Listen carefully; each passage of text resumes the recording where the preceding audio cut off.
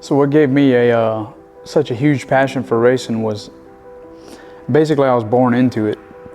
I used to go to the races with my dad and my cousin and uncle and them, and I think I was 3 years old, 4 years old, something like that, sitting from the stands watching. And I remember every day I'd come home and beg my dad for a go-kart or something like that, in order to get me started, to get me out there. And even made him make me a sprint car wing one time out of a piece of siding from our house. So that didn't last too long, because about 3 laps in I flipped it over, but I hadn't quit flipping since then, to be honest with you. So what made me want to come back to racing, I raced for 23 years, pretty well straight through. Had a shock business in it, was building shock absorbers, teaching classes all over the country, and I have a passion for helping people. And pretty well always left my own program to the side, always pushed that to the side. I mean, I did as good as I could. We did as much as we could, but once I gained the knowledge to become faster after taking the whippings that you take in order to learn that, took a couple years off, got my head back straight, got my life back straight. And when I saw how passionate my kids were about it, how passionate my wife is about it, that made me want to take it to another level, and help them to be part of it. If I could teach them how to build a body or build a bumper or change spark plugs on an engine or, change a tire, groove a tire, anything like that, they can carry that with them, for the rest of their lives, this experience that they can take on into their manhood, from here on out. The biggest challenge when it came back to coming back to racing was, I guess the start of it was believing in myself, whether I could still do it at a high level or not, whether or not technology had passed me on. Even though I still stayed in it, I still talk to a lot of people. I still, still help a lot of guys and chassis manufacturers, stuff like that. That in time, I know what it takes to have a successful program, the hours that you have to put in, the sacrifices that have to be made across the board, and to open the door to that monster in the closet.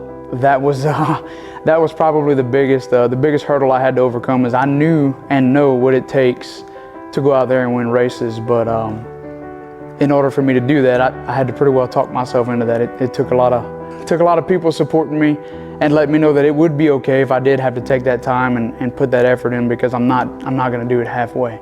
I see myself in 5 years. I would like to be traveling, doing it for a living. I've contemplated building cars a lot, mainly, to get my kids involved, to teach them a skill and a trade that they could carry with them, the rest of their lives. I would definitely like to, I'd like to still be racing. Mr. Donald's 81 and he still sits in a race car and is successful. So I see that, and it makes me want to continue to do that. Not real sure where it goes from here, but what if?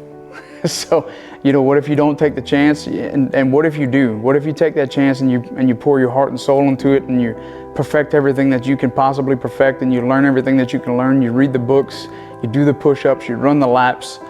How good could you be? That's probably what still draws me to it to this day. Is not really competitors. It's man against man in that car. When I put that helmet on and I pull that shield down, and it's go time. It's man versus man. It's man versus machine. But I'm not necessarily worried about my competitors. It's trying to push myself to the limit every lap and trying to improve on what I can improve on. And then we come in and, make adjustments to the car, or, try to come up with a conclusion of what needs to be done. And that's really what draws me to it, is just trying to get better every lap, every day, every minute, every hour. And it takes a lot to build a man. And I think this is a big part of it. I think other racers should see me as a force to be reckoned with, mainly because of our work ethic. And the time that we take to try to get as close to perfection as we possibly can. A lot of these suspension systems are not, but we try to eliminate as many evils as we possibly can, and then lean into the good. I don't take this lightly at all.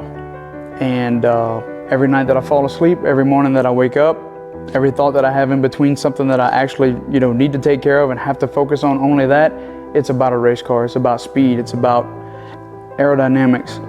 It's about shock absorbers. It's about suspension geometry. So that, I think, should maybe not scare people, but motivate them. Because if I can do it, they can do it too. Well, that's all the questions. Cool. Hopefully that went okay.